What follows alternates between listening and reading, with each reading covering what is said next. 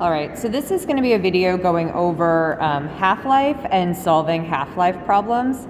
So half-life is pretty simple conceptually.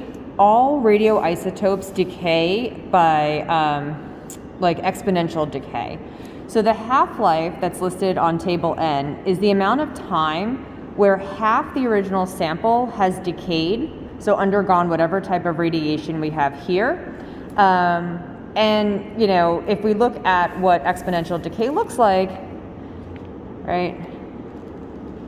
So we've got, you know, our original sample, that would be T over 0, our original sample, whatever the half-life is, every time we get to one half-life, we have about half the sample remaining, and, you know, eventually it looks something like that, right? So for every half-life, we lose half of the radioactive sample because it has undergone decay.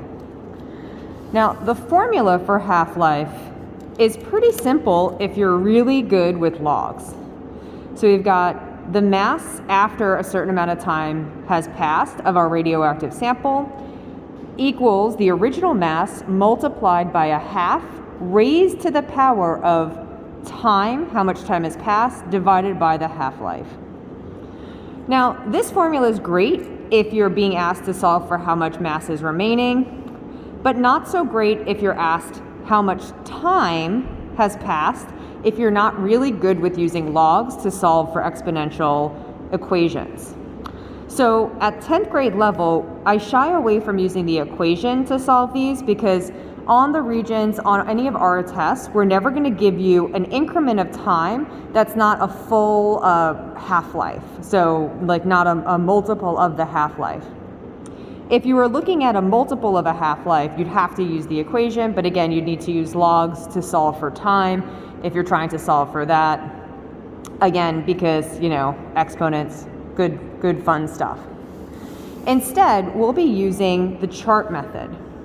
So using the chart method, pretty simple, right? We look at the mass, how much time has elapsed, how many half-lives have amassed. So in this example, right, how much potassium-42 will be left in a 320 gram sample after 62 hours? The first thing you need to do is look up potassium-42 on the reference table. So I look at potassium-42 and I know that one half-life is 12.36 hours. So the question is asking me how much will remain after 62 hours. So let's figure out how many half-lives have actually happened in that amount of time. After 12.4 hours, that's one half-life, two half-lives, 3, 4, and 5. So it looks like 5 half-lives have elapsed between where the original sample is and the mass that I'm interested in. Every time a half-life elapses, half of the sample has undergone radioactive decay. So if I start with 320 grams after 12.4 hours, I have 160 left. After another 12.4 hours, I have 80 grams left.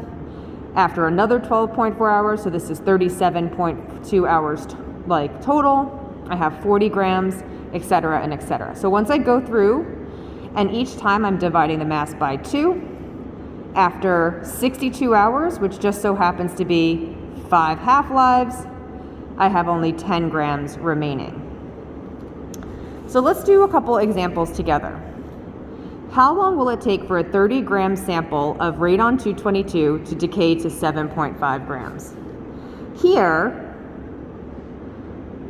right, we're given the different masses, and we're asking how long or how much time has elapsed. Okay, so how would you solve this? Well, if I start with 30 grams, how many half-lives have to go on before I get to 7.5 grams? So let's just start like this. So at 0 half-lives, I have the full amount, 30 grams. After 1 half-life, I only have 15 grams. And after 2 half-lives, I have 7.5 grams. That's what I was interested in. So I know that 2 half-lives have elapsed. So how much time has elapsed? Well, I need to know the half-life of radon 222. So I go back to my reference table. Go radon 222, looks like 3.823 days. So after 1 half-life, 3.8 days have elapsed. And then after 2 half-lives, right, I'm estimating here about 7.6 days. That's my final answer. Okay. Let's try another one. Here, I'm looking at nitrogen 16. I'm starting with a 16-gram sample, and it's asking me how many grams are left after 21.6 seconds. So again, we could set up our little chart. Mass, time, number of half-lives. Okay. So here I know that the original mass is 16 grams. Time always starts at 0. And I'm going to 21.6 seconds. Okay. I always start with 0 half-lives. So here, in order to solve this, I have to look up what the half-life of nitrogen 14 is. 16, sorry. So again, nitrogen 16 looks like the half-life is 7.13 seconds. Okay. So here, 1 half-life means that 7.13 seconds have elapsed. That's not where I'm going to. I want to get to 21.6 seconds. After 2 half-lives, 14.26 seconds have elapsed.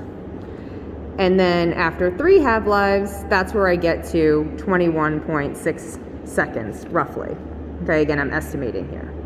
So it looks like 3 half-lives have occurred in 21.6 seconds. So after the first half-life, I divide by 2, I'm only left with 8 grams. After the second half-life, again, divide by 2, I have 4 grams. Sorry, it's getting a little messy. And then after the time that I'm interested in, 21.6 seconds, that's 3 half-lives, so I'm left with 2 grams.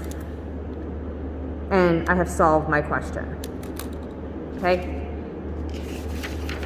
All right, there's plenty more problems in the back to work on. Again, just like with the last lesson, I will make sure that I post the answer key, but I wanted to get the video to you now so that you have it. I'll get this to you probably today or tomorrow, and then we'll have the day that we come back in January to review. But hopefully that clears up how to solve half-life questions using the chart method.